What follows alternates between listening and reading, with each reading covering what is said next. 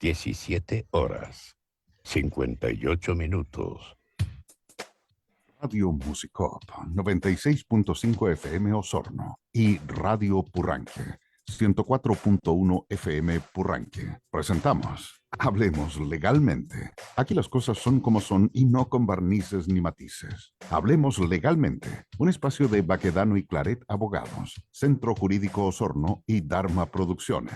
Hablemos Legalmente, con la conducción de los abogados José Manuel Baquedano, Juan Carlos Claret, Felipe Jordán y Rodrigo Vera Lama. Bienvenidos. Somos campesinos de la raza del troquel.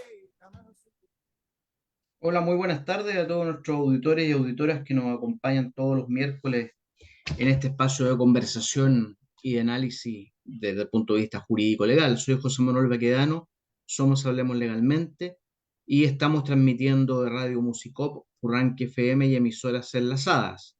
Me acompañan en el panel hoy día, estamos a panel completo de panelistas hoy día, ya que en orden de antigüedad, que es muy importante para nosotros, está mi distinguido amigo y colega Felipe Jordán, Juan Carlos Claret y Rodrigo Veralama.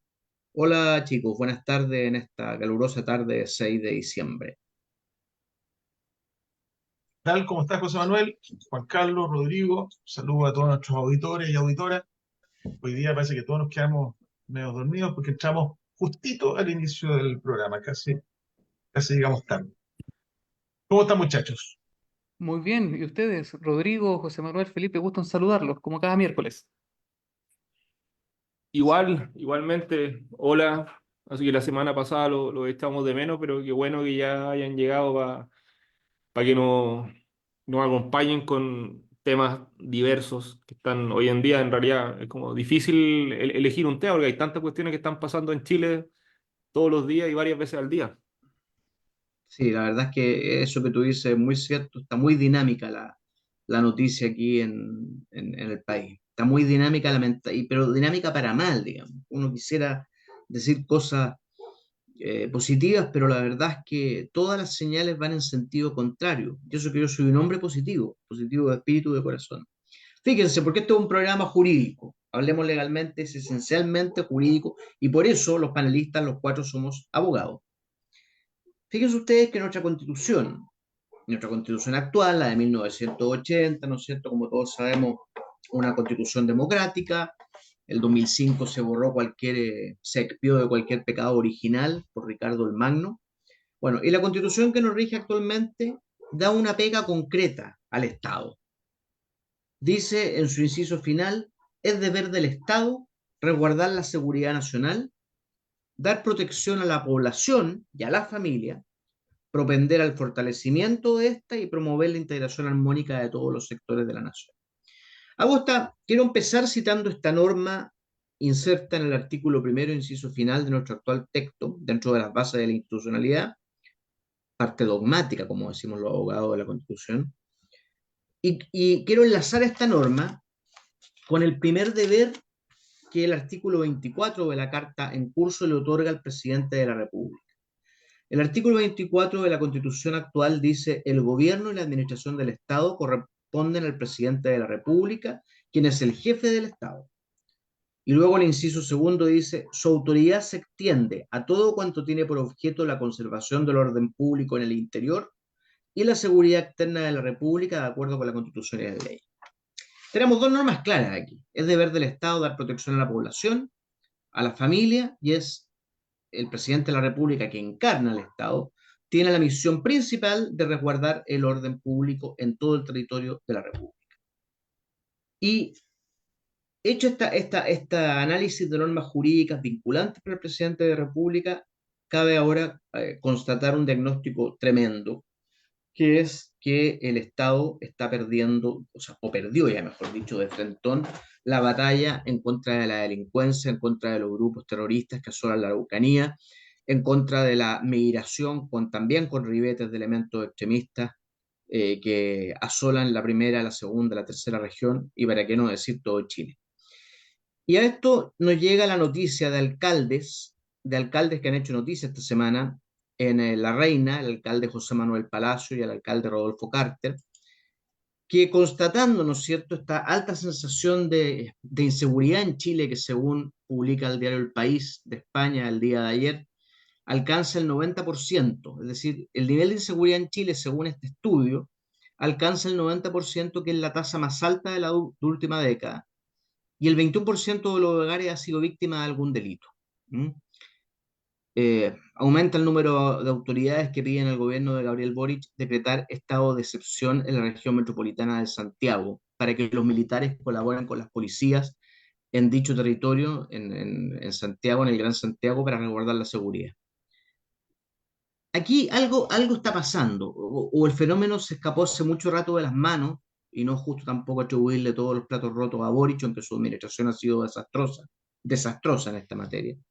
Y esto ha llevado a dos importantes alcaldes de comunas densamente pobladas, me refiero a La Reina y a La Florida en Santiago, a que ambos alcaldes, viendo que en este pacto por la seguridad, ¿no es cierto? Y aquí conviene también recordar la teoría de los contractualistas, puntualmente la de Hobbes, que explica, ¿no es cierto?, el origen del Estado como un pacto, ¿no es cierto?, este pacto social en que la ciudadanía, la gente entrega todas sus libertades al gran Leviatán, que es el Estado, para que el gran Leviatán les otorgue seguridad. Aquí pasa un poco lo mismo. Los ciudadanos entregamos nuestras libertades al Estado, o parte de nuestras libertades. Desde luego, aquellos ciudadanos que viven bajo estado de emergencia, de excepción constitucional, entregan bastantes libertades y derechos fundamentales al Estado, a cambio de que el Estado les dé seguridad, pero el Estado está al debe.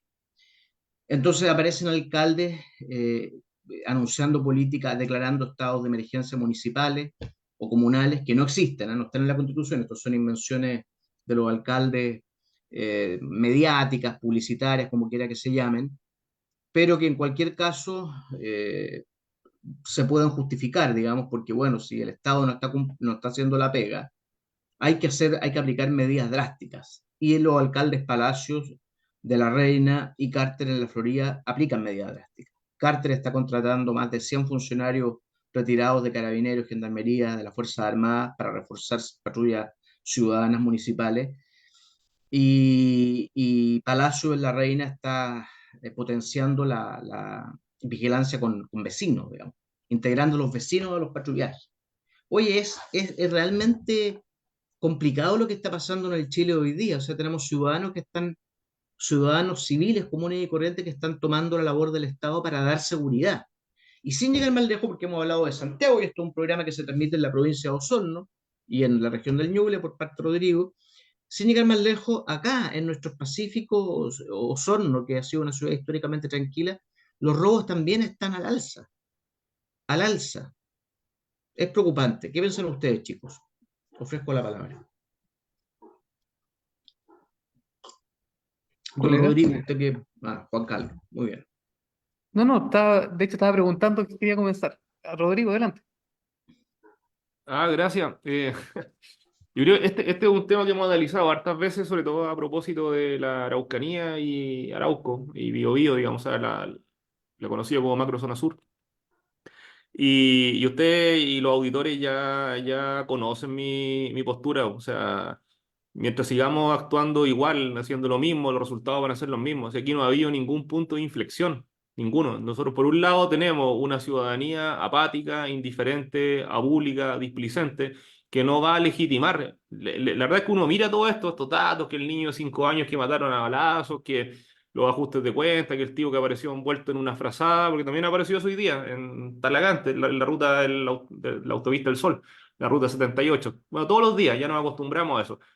Y la ciudadanía chilena sigue así, digamos, y por un lado tenemos un grupo de autoridades que tampoco están interesados en esto, porque una cosa es que digan, ¿no? Si en realidad la inseguridad no nos gusta o no vamos a dejar la impunidad y todas esas frases que las sacan de un cárdex de frases hechas. Pero no hay un cambio real, ¿no? Entonces, mientras no se legitime realmente el uso con medidas radicales y los países que han logrado detener esto, lamentablemente tenemos que volver a citar el caso de El Salvador. ¿Por qué El Salvador terminó con los homicidios? ¿Por qué se acabaron los homicidios en El Salvador y que todos hablan a veces con cierto dejo de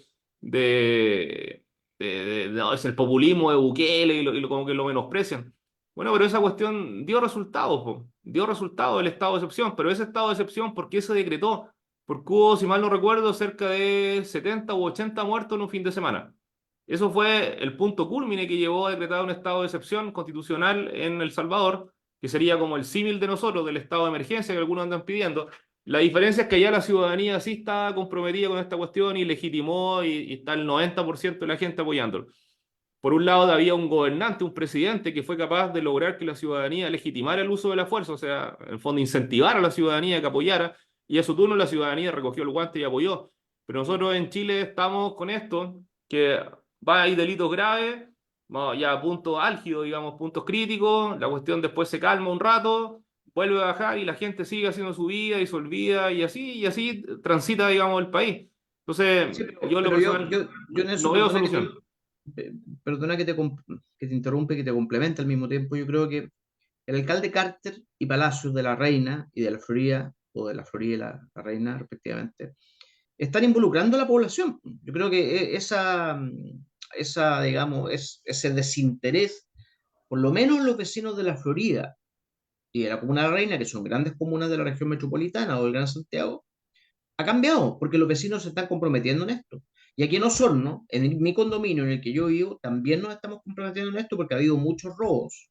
Eh, con Felipe somos medios vecinos, saben ahí que hemos tenido bastantes robos, más de lo inusual, y los vecinos se están comprometiendo en materia de seguridad ciudadana con patrullajes e incluso algunos portando armas. Entonces, esto es una señal peligrosa, peligrosa porque primero al Estado le corresponde esta pega, pero si el Estado está al debe, no llega, evidentemente hay muchos ciudadanos, entre los que yo me cuento también, que no nos vamos a quedar de brazos cruzados viendo cómo el lumpen, como la delincuencia, nos puede poner en riesgo el bien jurídico más importante, partiendo por la vida y la integridad física de nuestras familias, de nuestros hijos, esposas, y luego en línea decreciente nuestro derecho propietario. ¿Mm?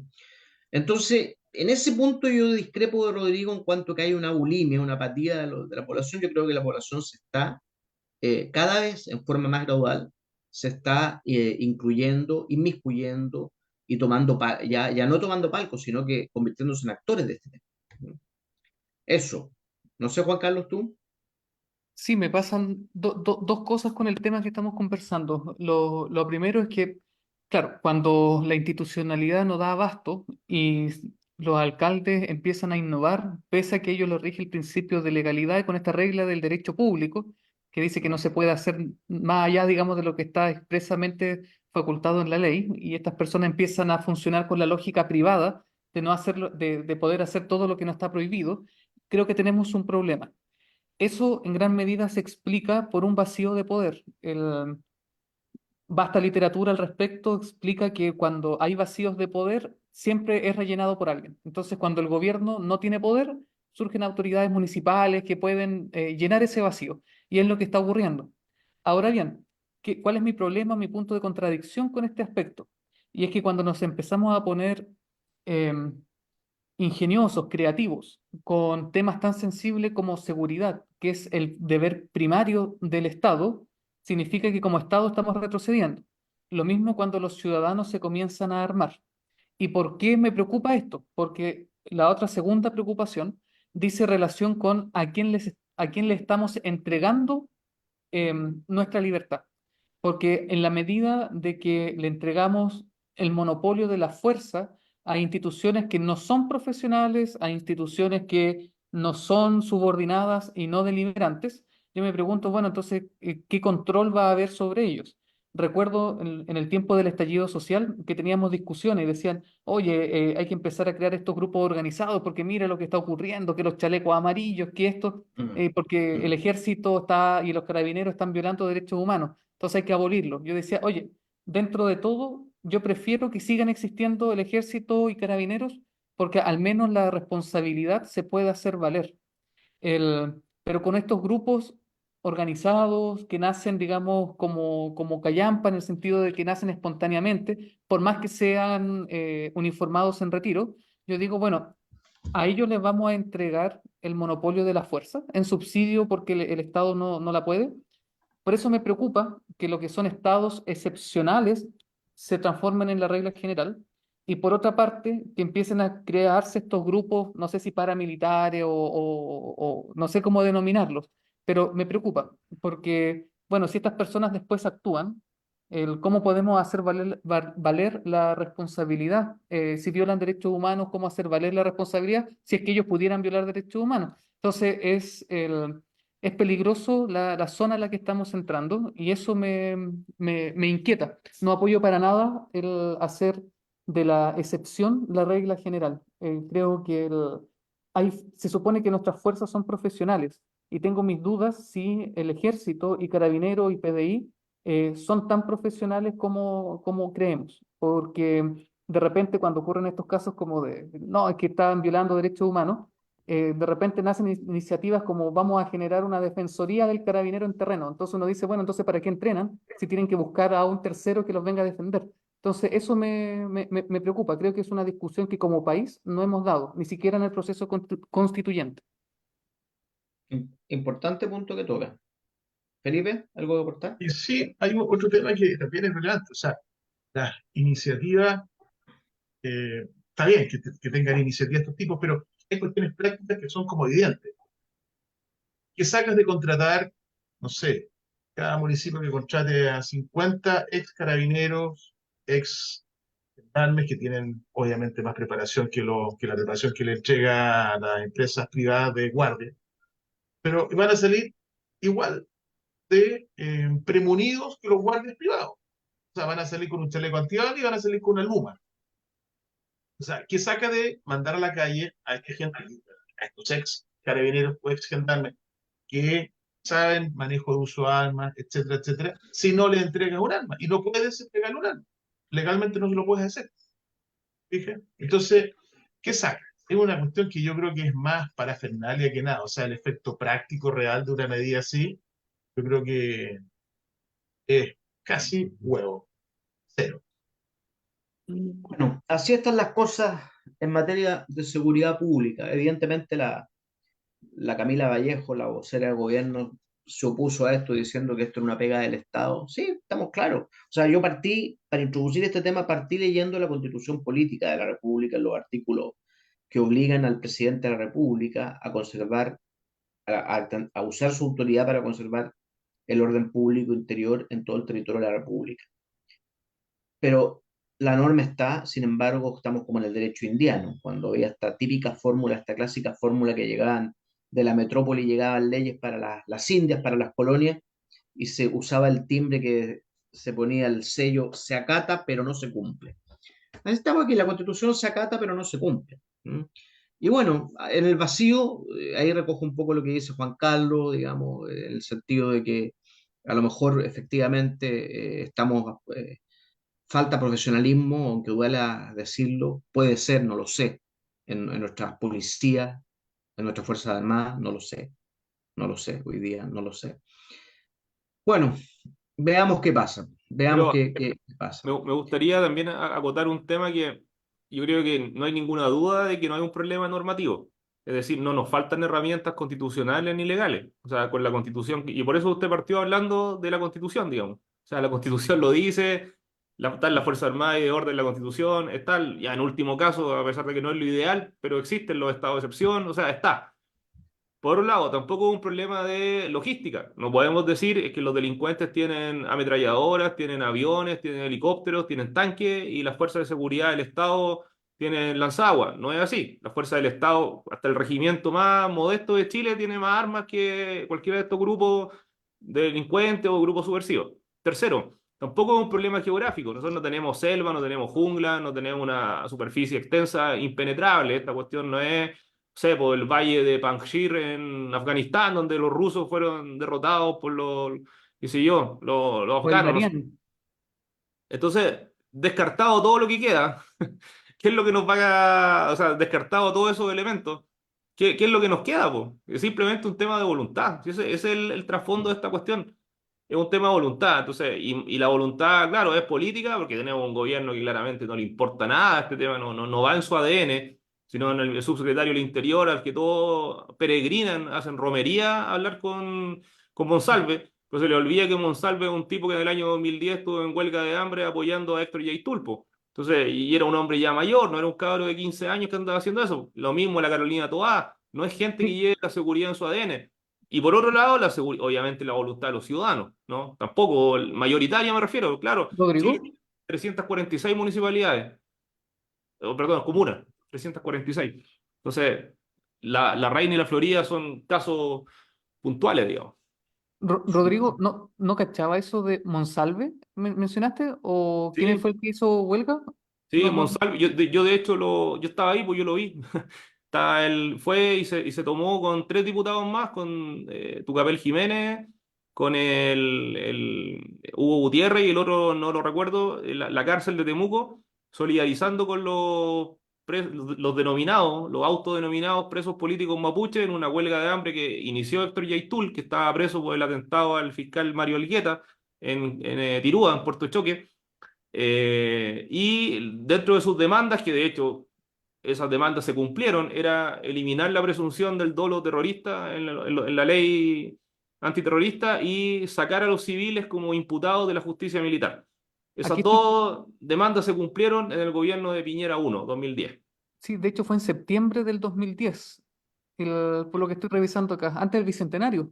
Interesante. Sí, Piñera había recién asumido el gobierno y se produce esta huelga de hambre de varias cárceles con comuneros mapuches. Y hubo varios políticos y uno de ellos era Monsalve. De hecho, o sea, de todo el Congreso Nacional fueron 4 diputados los que ingresaron y de hecho Gendarmería tuvo que sacarlo por la fuerza, tomarlo, digamos, porque ellos se querían quedar adentro de la zona, digamos, de la parte de donde están los presos, digamos, los internos. Lo tuvieron que sacar como a la entrada de la cárcel. Pero ese era Monsalve, ¿no? Y era un hombre ya, un cuarentón en esa época, pues no era un cabro chico. Entonces, si un cuarentón tenía esa mentalidad, es difícil que ahora, o sea, no sé, pues se convierta en el adalid de la seguridad pública, pues. Si no, no lo No, tiene en su una ADN. cosa está claro, una cosa está claro y ahí no puedo menos que compartir la opinión tuya de que en el ADN de este gobierno el tema de seguridad realmente no está configurado, no está configurado y a la fuerza de la opinión pública, de las redes sociales, ha tenido el gobierno que hacerse cargo de este tema como mejor ha podido. Aún así, estamos muy al debe en esta materia. ¿Mm? Y eso es lo malo, porque aquí, bueno, tantas veces lo hemos dicho lo que puede pasar.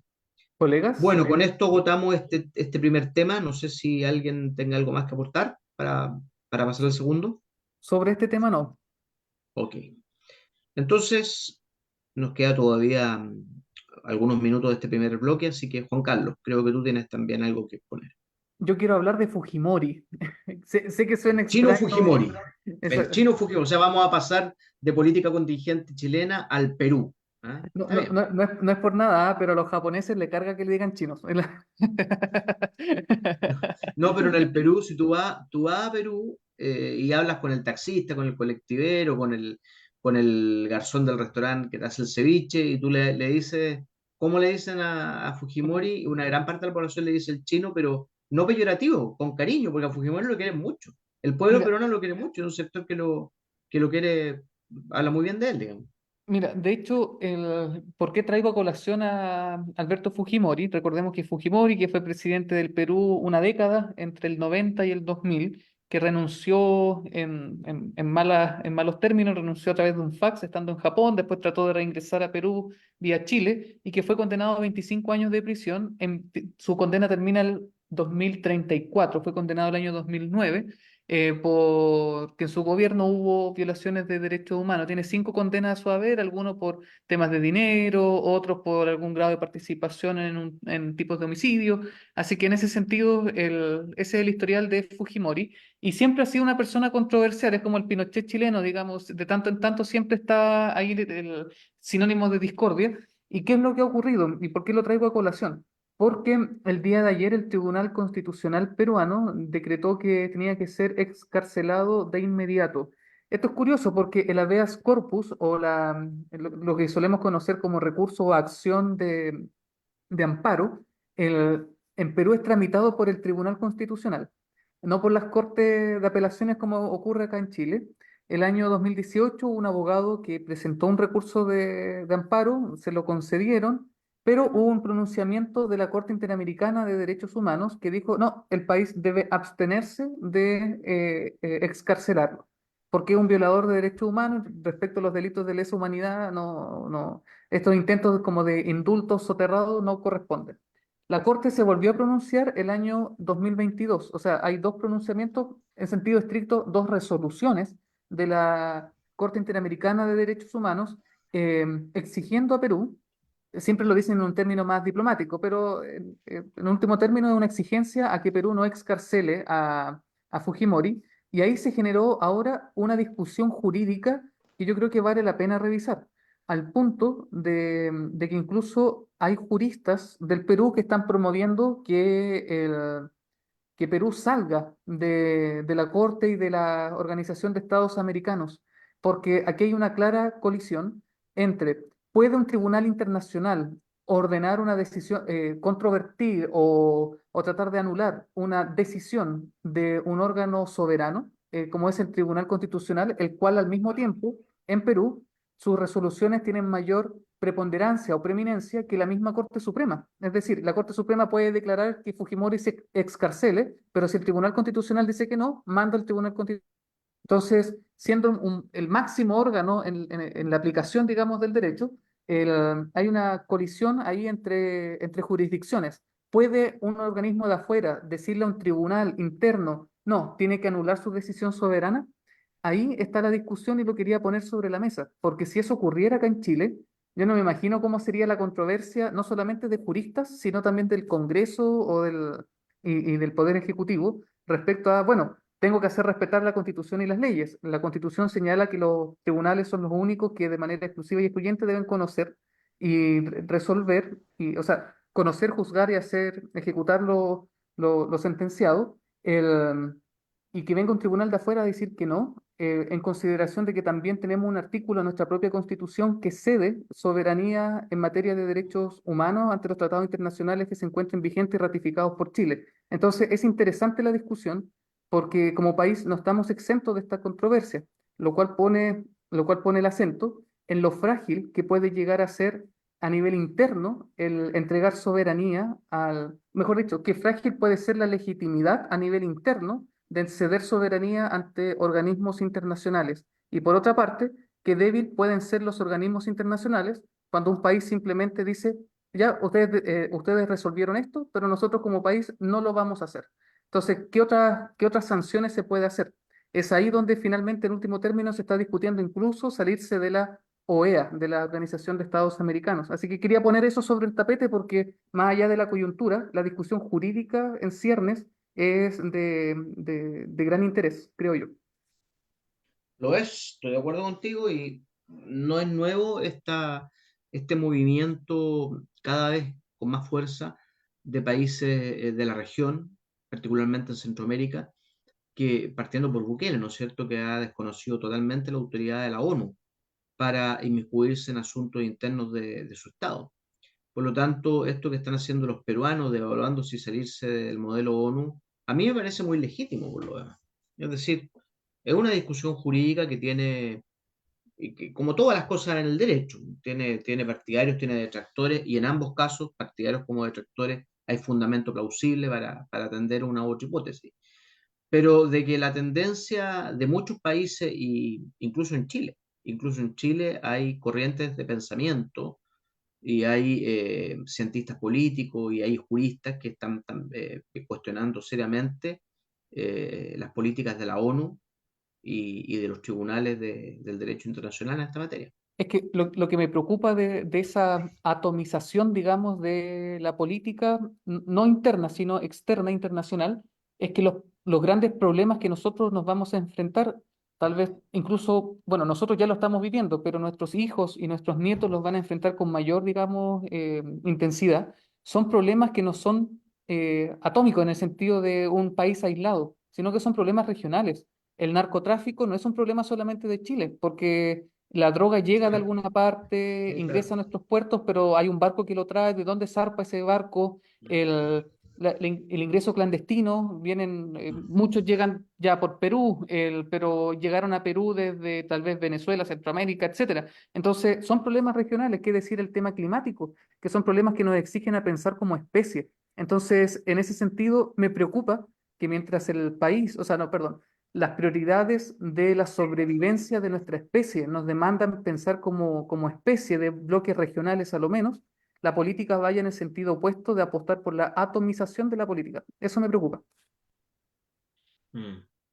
¿Algo a aportar, Rodrigo, Felipe? Bueno, vamos entonces a la pausa, porque ya estamos en el horario de, de ir con nuestros auspiciadores, ¿no es cierto? Que hacen posible este programa y estamos en muy breve con ustedes. Vamos a una tanda comercial.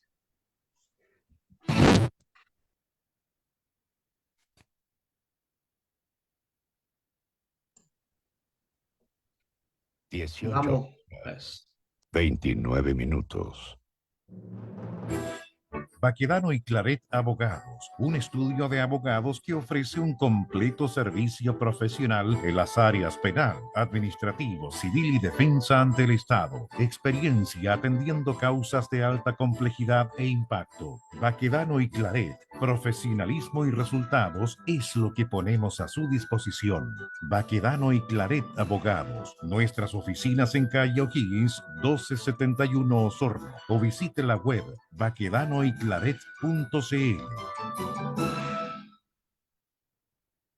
Neumáticos Osorno saluda cordialmente a su distinguida clientela e informa que tiene a su disposición una amplia variedad de neumáticos agrícolas de la prestigiosa marca Pirelli. Además, somos distribuidores oficiales para la zona sur de la marca Maxxis, donde encontrará la medida adecuada para su auto o camioneta. Neumáticos Osorno, ubicados en Maquena, esquina Ecuador, les entrega la mejor asesoría, servicio y precio.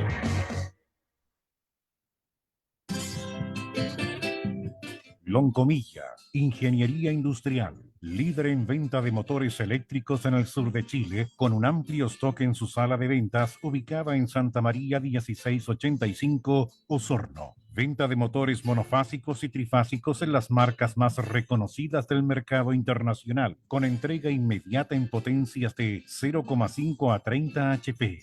Visítanos en Guillermo Mata 507 o en Santa María 1685 en la ciudad de Osorno. Conoce nuestro trabajo en redes sociales, Facebook, Instagram, LinkedIn o en www.bobinadosloncomilla.cl. Comunícate con nosotros a contacto@bobinadosloncomilla.cl o al fono 642 24 3505, 642 23 5100. Terminaron los Juegos Panamericanos y Parapanamericanos, pero comenzamos a vivir un nuevo legado, uno para todas y todos los chilenos. Un legado gracias al que ya vivimos una nueva historia. Los Juegos Sudamericanos Escolares 2023, realizados en los nuevos recintos del Parque Estadio Nacional. El legado ya comenzó. Ministerio del Deporte, Gobierno de Chile, presentes por un mejor futuro. En Radio Musicop 96.5 FM Osorno y Radio Purranque 104.1 FM Purranque. Estamos presentando Hablemos Legalmente, donde las cosas son como son y no con barnices ni matices. Hablemos Legalmente, un espacio de Baquedano y Claret Abogados, Centro Jurídico Osorno y Dharma Producciones, con la conducción de los abogados José Manuel Baquedano, Juan Carlos Claret, Felipe Jordán y Rodrigo Vera Lama. Somos campesinos de la raza del troque. Bueno, de vuelta con ustedes en este segundo bloque de Hablemos Legalmente. Rodrigo Vera Lama o Felipe, ¿quién va con el siguiente tópico? Yo voy a seguir, pero dame un segundito, simplemente avísame si es que me escuchan entrecortado porque puede que tenga algún problema de señal. Hasta ahora, fuerte y claro. Perfecto. Mira, hay un tema, esto es realmente local. Me llamó la atención, estaba pasando por un sector de la esquema el otro día y empecé a ver movimiento de tierra. Dije, qué raro, ¿estarán construyendo una cancha de pádel o ahí cerca del colegio francés? o qué diablo. Y me sorprende el día que estaba viendo las noticias, o sea, básicamente en internet, el medio que se llama El Desconcierto, y el titular es Medio Ambiente pierde antimobiliarias, rellenan humedal en Osorno tras anular su protección. Y puedo ver la imagen aérea, ¿no es cierto?, de lo que yo vi por tierra, paralelo al colegio francés, cuando iba a dejar a mi hija. Perdón, explica un poco esa parte de los auditores. ¿Cuál es la causa del asombro, de la sorpresa? Pero déjame terminar la historia, pues. Sí, sí, pero ya, era un test que no entendí bien la parte de un humedal. Eso lo he cuestionado. Sí, un humedal, un humedal. Ya, ya, ¿Ya? ya. Entonces me doy cuenta de que efectivamente, donde vi que estaban moviendo tierra, y en el sector, como digo, está dentro cuando uno ingresa ahí hacia el colegio francés, atrás, ¿no es cierto?, hay otro condominio, eso es un humedal. Y esa es parte de una red de 13 humedales urbanos a nivel nacional, respecto de los cuales el Ministerio de Ambiente ha tenido que anular la protección que le había dado, ¿no es cierto?, producto de las reclamaciones de los dueños de los terrenos afectados, vía, para la redundancia, recurso de reclamación ante el tribunal o los respectivos tribunales ambientales. Y bueno, ese concretamente, ese humedal, el que yo me estoy haciendo referencia, que está ahí en la esquema, bueno, la esquema es un complejo de humedales.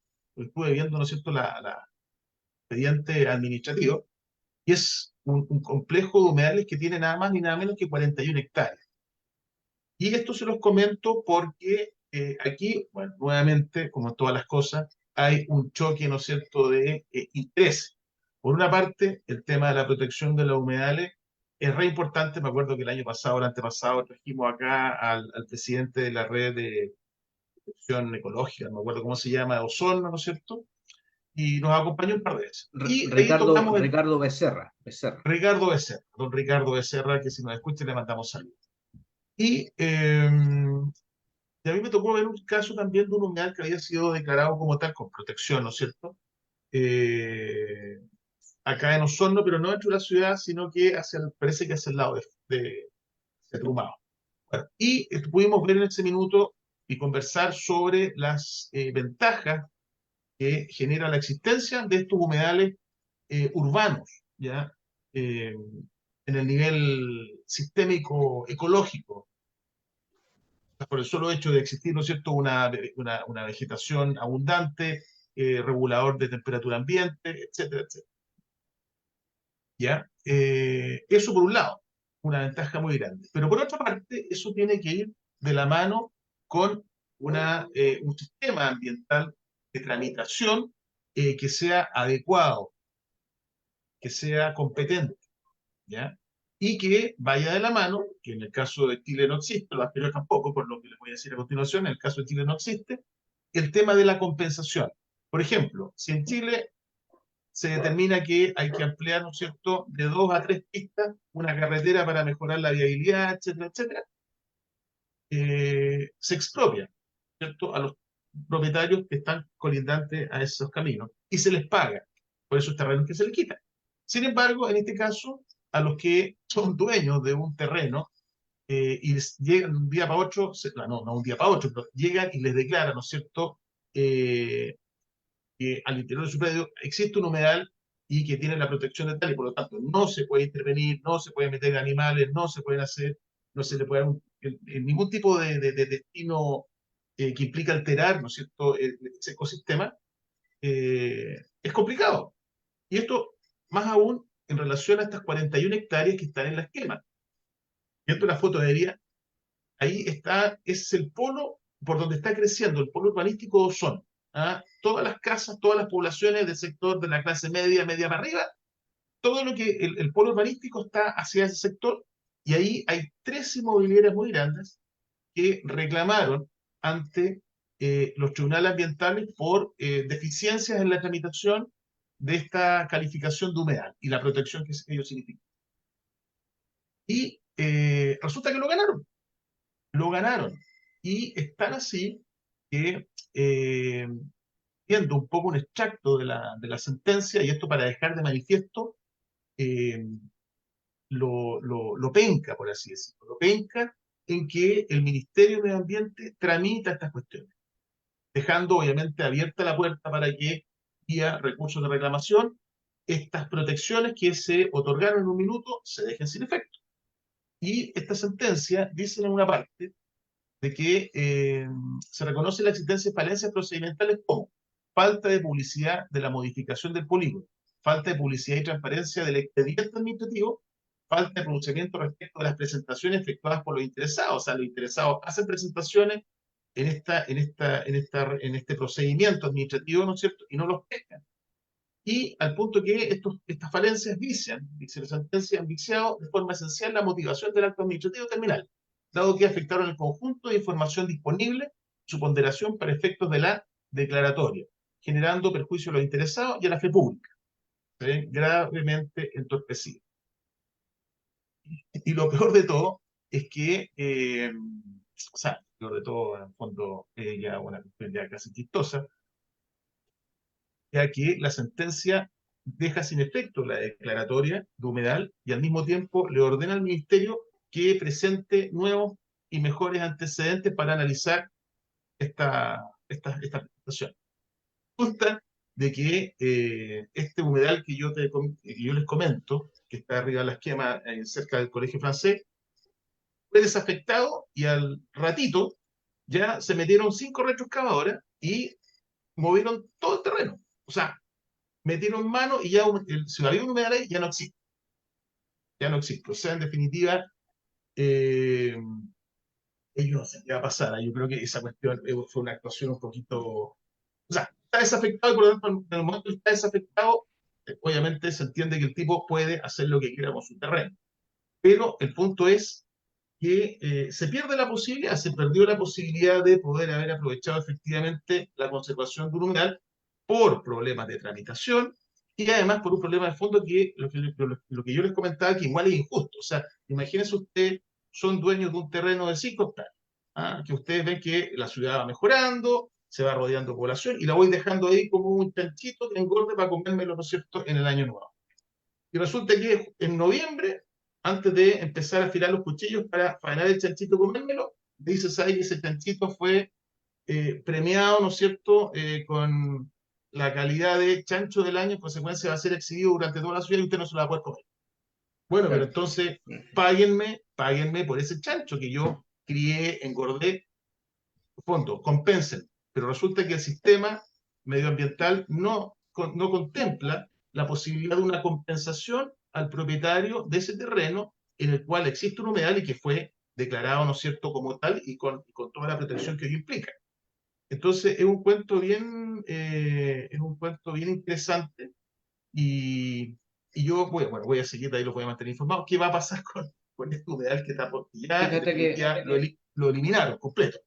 fíjate que de la noticia que tú estás compartiendo, a mí tristemente no me llama la atención, pero no me llama la atención porque me dedico a esto, es decir, como un área de mi ejercicio privado como abogado es el derecho administrativo, es decir, todos los procedimientos disciplinarios administrativos incoados, tramitados por órganos de la administración. Felipe toca un órgano que es este tema ambiental, ¿no es cierto? Y tú decías que el proceso administrativo lleno de vicios tan graves que obligaron al Tribunal Superior a anular todo lo obrado prácticamente. ¿Por qué? Por no respetar el debido proceso. ¿Mm? Y no es un caso, o sea, son 13 casos que ha pasado lo mismo a nivel nacional.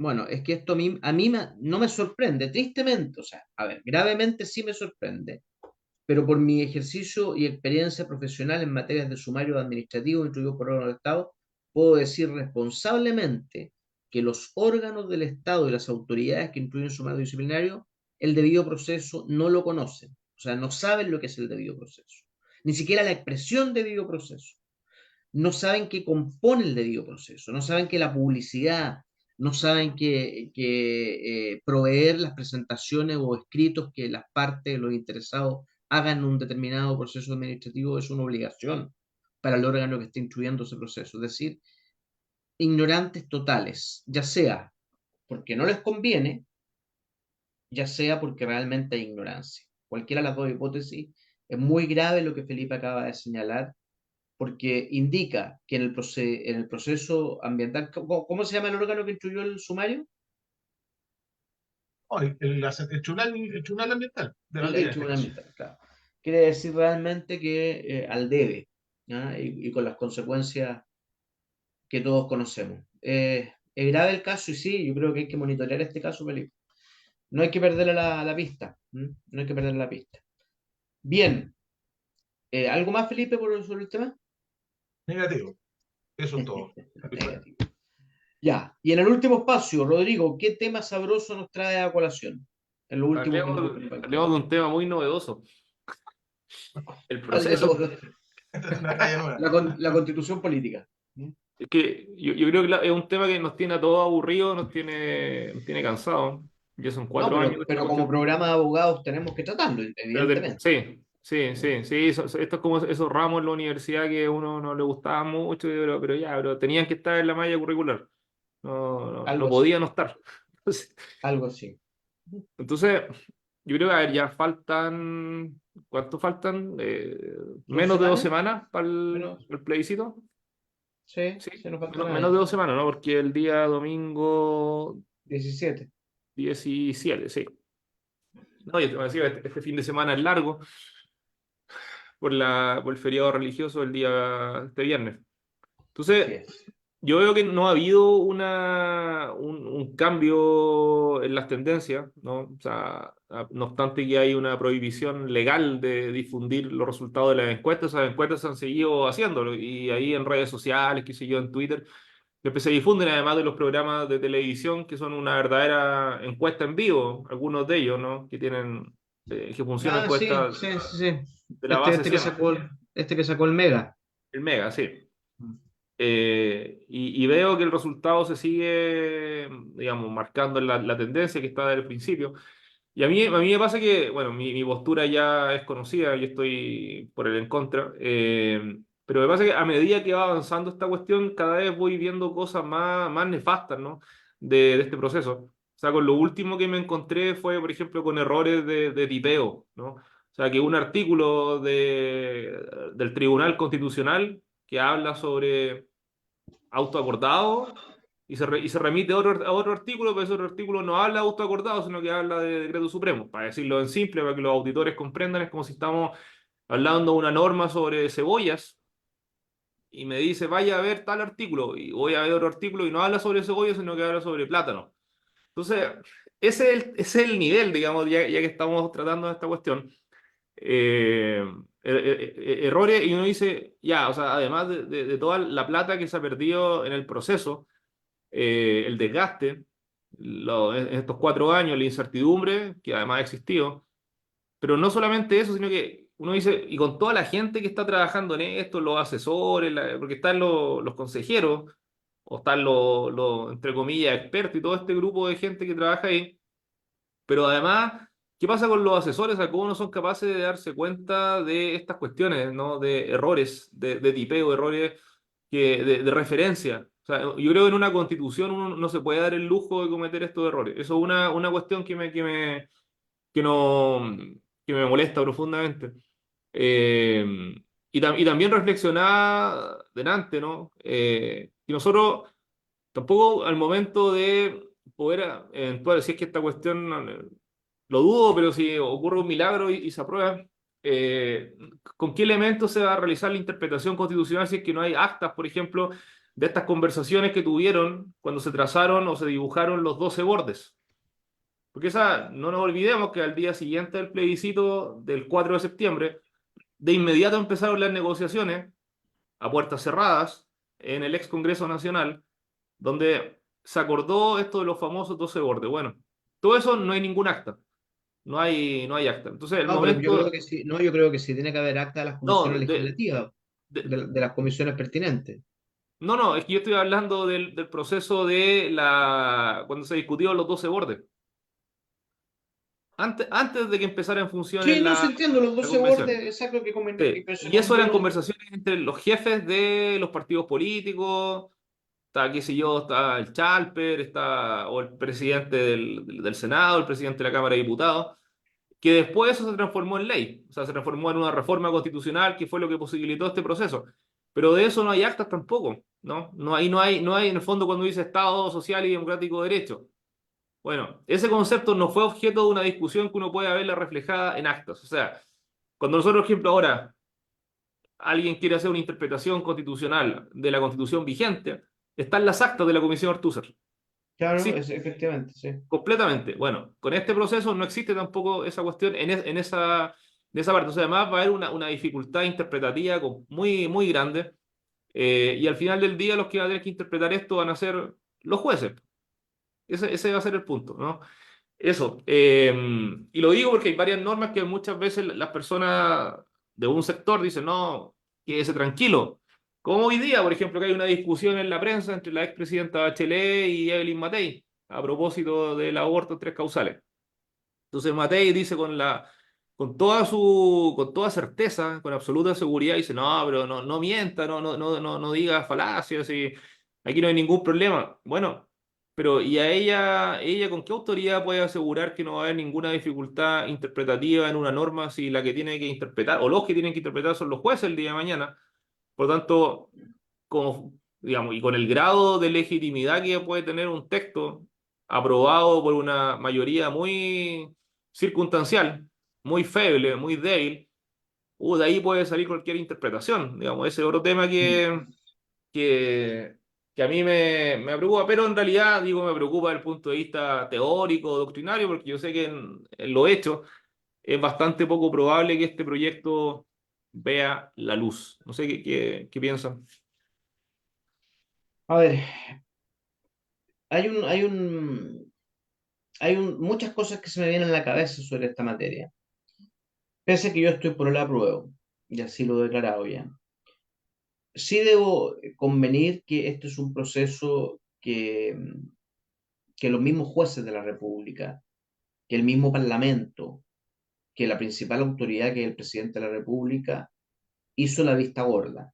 Y todos los poderes públicos, todos los órganos contralores, el mismo Tribunal Constitucional y de la Corte Suprema hacia abajo, todos hicieron tabla rasa, todos bypasearon de una manera descomunal una ley, una norma inserta en la Constitución política y elevada a rango constitucional, por ende goza del sello de supremacía constitucional, que era muy clara. Y yo lo he dicho tantas veces, en cuanto decía que si ganaba, se imponía la opción rechazo, se acababa el proceso constitucional y nos regía la constitución actual. Esa norma, todos, no quiero ser tan gráfico ni tan explícito en mis comentarios, pero todos hicieron lo que quisieron, todos la pisotearon. Por lo tanto, ¿qué se puede esperar de ahí en adelante? ¿Qué se puede esperar de ahí en adelante? O sea, si tú me dices ahora, Rodrigo, no hay actas de la nueva constitución, bueno, lamentablemente estamos ante una realidad tan compleja en que si la propia Corte Suprema, el propio Tribunal Constitucional como guardián de la Constitución no repararon en ello, ¿qué queda de aquí en adelante? ¿Mm? Por lo tanto, la tesis que queda más allá de compartir o no tu apreciación, sí estoy muy consciente y muy de acuerdo en que el hecho de no haber actas va a suscitar un problema de exégesis importante, de interpretación importante, y efectivamente van a ser los jueces quienes tendrán que dirimir. Aunque también he dicho que con o sin constitución la Corte Suprema así deshace, por lo tanto también no es un gran, no es que sea un obstáculo insalvable. Ese es el punto. Ahora, lo que a mí me lleva a votar a prueba básicamente es el término del proceso sin ninguna duda, que no quede ninguna duda, ningún resabio, ninguna cuchufleta que se pueda sacar para mantener vivo esto. Lo triste del caso, y todo indica, como dice Rodrigo Vera, de que se va a imponer la opción en contra, por lo menos eso dice la encuesta, que a título personal para aquellos que somos conservadores no es tampoco para cortarnos las venas, ni mucho menos. Es decir, vamos a quedar igual a como estamos hoy, que no es mala, si la constitución actual no es mala. Yo creo que ninguno de los panelistas aquí dice que es mala. Lo triste sí es para la izquierda, porque la izquierda sí que está perdiendo aquí, pero de una manera olímpica. Primero, porque están reconociendo y legitimando ya, pero legitimando con signos mayúsculos de exclamación, la constitución nacida en dictadura, como ellos dijeron tantas veces. La constitución de la dictadura, la constitución de Pinochet, la constitución del fascismo, etcétera, etcétera. La misma izquierda ahora va a tener que, le sonríe, digamos, con una sonrisa de oreja a oreja a esta constitución. ¿Ah? Entonces aquí vienen estas contradicciones del mundo, de la política chilena que realmente cuesta mucho comprender. Por lo tanto, eso que te expone es el mínimo de los problemas. Ya lo dice el viejo dicho, lo que nace mal, lo que empieza mal, termina mal. Eso es lo que te puedo decir, no sé tú, Felipe. La verdad es que este tema me tiene hastiado. No voy a Sí. emitir ningún tipo de comentario. Qué triste hoy que siendo abogados estemos todos cansados con este tema No, constitucional. sí, Pero la no, verdad mira, es que yo sé que a nadie le interesa cuál es mi posición frente a esto, pero lo digo igual, aunque a nadie le importa. Voy a votar en contra.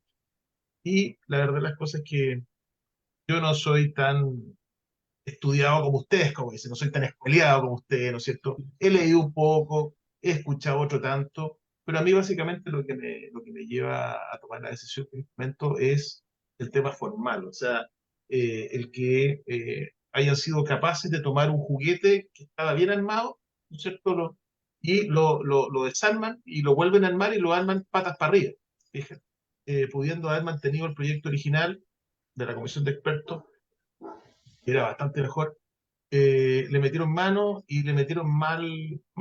Le metieron la mano, pero de mala forma, ¿te fijas? Y básicamente quedaron bastantes cuestiones formales, que no es el caso que empiece a hablar en detalle, pero cuestiones formales que en definitiva van a, ya lo dijo Rodrigo, que varios de esos aspectos que la gente dice, wow, aquí progresamos, fueron simplemente enunciados y van a tener que ser, naturalmente, objeto, ¿no es cierto?, de su regulación o su contenido esencial en materia de ley. Por lo tanto, vamos a tener que esperar que el Congreso se ponga de acuerdo y que efectivamente salgan leyes que hagan efectivo esos derechos que, entre comillas, fueron reconocidos, esos nuevos derechos o facultades que fueron reconocidos.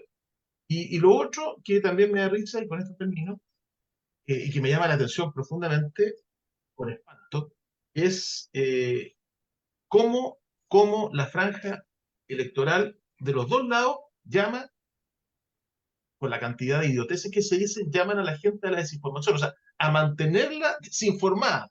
En vez de informarla, la desinforman. ¿Te fijas? Le cuentan historias, le cuentan cuentos que lamentablemente son patrañas. ¿Ya? Ese tema famoso de que esta no va a ser la constitución, o esta va a ser la constitución que en definitiva va a ser la constitución de la seguridad, va a ser la constitución que va a garantizar los derechos de las mujeres, va a ser la constitución patraña, ¿te fijas? Patraña, o sea, con lo que sea, con el texto definitivo como está, las pocas mejoras que se hicieron, en definitiva, no garantizan nada. Lo otro que dice, esta va a ser la constitución que nos va a resolver los problemas. Ninguna constitución, ni esta que se viene si se aprueba, ni la actual constitución, son instrumentos o herramientas llamadas a resolver los problemas del día a día de la gente. ¿Ah? Simplemente son marcos normativos generales que tratan de organizar más o menos, de regular cómo funciona el partido, ¿ah? De distribuir o de organizar el juego. Pero las constituciones no son herramientas llamadas, ¿no es cierto?, para resolver los problemas cotidianos, ni mucho menos. Y eso es lo que se dice en la franja electoral.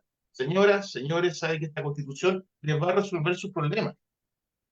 Yo escucho eso y digo, ojalá que la gente no sea tan incrédula, o la mayoría de la gente no sea tan incrédula, se compre este tema, pero a lo que voy yo es, o lo que me espanta, es el descriterio o la desfachatez de los equipos políticos que arman, ¿no es cierto?, temáticamente estas franjas electorales. ¿Cómo son capaces de llegar a eso?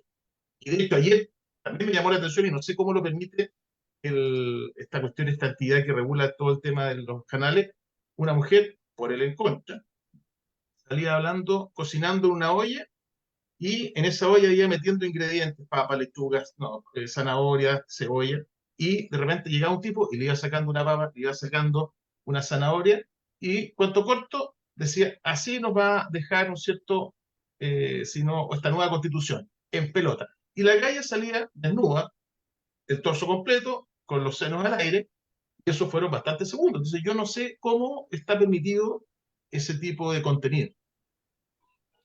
¿Por qué te ríes, Rodrigo Vera? ¿Ah? No, es que el nivel de ordinariedad de estos gallos es tremendo. O Qué sea, de ordinario. ordinariedad y apostando al odio, porque además son tontos, porque cuando uno dice, por ejemplo, que se jodan, no sé, ya, te están exacerbando el odio, ¿cierto? Que se jodan, pero y creen que con eso la gente solamente va a empezar a odiar a un sector político, va a odiar a la Camila Vallejo, al Boric, ya, ese es al Frente Amplio y al Partido Comunista. Y no se da cuenta de cuando se exacerba el odio, en realidad la gente no distingue, va a empezar a ver en rojo a todo, a toda la clase política. En el fondo, esta sensación que nosotros describimos ahora, con buenas palabras, de hastío, de aburrimiento, de cansancio, bueno, el común de las personas también lo tiene, pero no hace una diferencia. O sea, para mí el día de hoy, estos tipos me tienen aburrido y me tienen cansado y no hago una diferencia de si es del Partido Comunista o si es republicano. ¿Ya? Porque los tontones que inventaron esta cuestión, que yo no tengo televisión, entonces no veo digamos, ese video que señala Felipe. Lo inventó un sector. Los del otro sector hablan del que se jodan. Entonces, es tan rasca el picante, el nivel de esta cuestión, que no es propio de una constitución. Yo creo que ni siquiera una campaña municipal de un pueblo rural son capaces de hacer una campaña de este tipo. O sea, ¿cómo quieren aprobar una constitución? Y más encima nosotros tenemos una historia constitucional en Chile de que ha trabajado gente seria. O sea, nosotros tenemos un referente de Chile, no un país que haya nacido ayer y que esta es la primera constitución que ha tenido en su vida. Tenemos constituciones con identidad, más allá de cómo se hayan aprobado, que otro tema, pero de que trabajó gente seria y gente decente, lo hicieron, digamos. O sea, que duda cabe en la constitución vigente. Entonces, lo que nos plantean ahora es tan diferente, tan distinto en la forma, en el nivel intelectual, que eso es lo que aburre y daba la risa también. Bueno, lamentablemente hemos llegado al final del programa. Siempre es grato conversar con ustedes. Estamos constitucionalizados, pero ya esto se acaba el 17, ya no queda nada para la votación y va a ser triste si gana la opción en contra, que no es mi opción, pero si gana, bueno, va a ser muy triste constatar que volvimos a foja cero. Es decir, que del 2019, el estallido social o delincuencial en adelante, no sirvió para nada. O sea, fueron lucas, quemamos plata. O sea, esa plata la metimos a la caldera, a la chimenea, al asador y la quemamos. Miles de dólares. Miles y miles de dólares. En pagar sueldos de conversionales, 2 veces, por 2 veces. En fin. Qué lamentable. Pero bueno, seamos positivos en lo que queda de semana porque viene el viernes feriado. Muchos de ustedes a lo mejor se van a ir al lago, a las playas, a las hermosas playas de nuestra zona, a las selvas vírgenes que tenemos acá, porque aquí hay muchas cosas vírgenes que hay que aprovechar. Bueno, chiquillos lindos, A los humedales. No, ya a los bañamos. humedales de Felipito, a los humedales de Felipito. Soy José Manuel Baquedano, me despido de ustedes hasta el próximo miércoles, si Dios quiere, y estaremos con más temas de actualidad. Muchachos, buenas tardes. Nos vemos hasta el próximo Nos vemos, miércoles. chao. Chao, chao.